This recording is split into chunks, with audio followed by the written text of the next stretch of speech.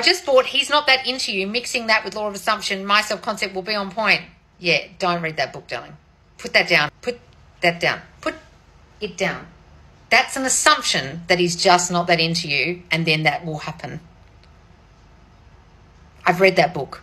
Don't read it. Also, don't read Why Men Love Bitches or The Rules or any of that shit. No. Read what the title of the book says. He's just not that into you. That's an assumption. So every single person in that book who got rejected by a person had the dominant assumption that the person wasn't into them, didn't love them, and chased them like needy bitches. And then they had to have a friend saying, darling, he's just not into you. And she's like, oh yeah, I know. Oh God, what do I do? You just give up. It's about the complete opposite of what I teach.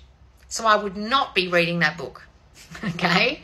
The only thing I would do is watch the movie where she improves her self-concept and by the end of the movie is totally and utterly herself and decides to throw away any act that she's putting on and any needy energy, and then the guy comes towards her and says, I want you. And she says, but I thought you said guys don't want needy girls and there's no exception. And he says, you are my exception.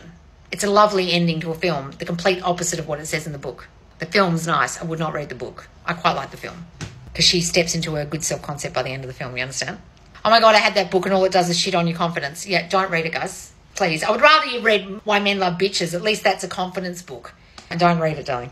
All it is a book from a whole lot of whingy, whiny, victim, Sex and the City writers who sat around talking about how men didn't want them. And then it turned into that book at a writer's table and they're all saying how rejected they all were. I think that's how the book got generated, if I remember rightly. He's so into me. Yes, that's the assumption you should have. He is so into me. He is just so into me. Okay? Don't read Think Like a Man either. You get what you assume. Oh, Think Like a Man. Is that Steve? What the fuck would Steve Harvey know about attracting men? He is a man who's had about 5 fucking wives he's cheated on. I'm not taking advice from you, dude.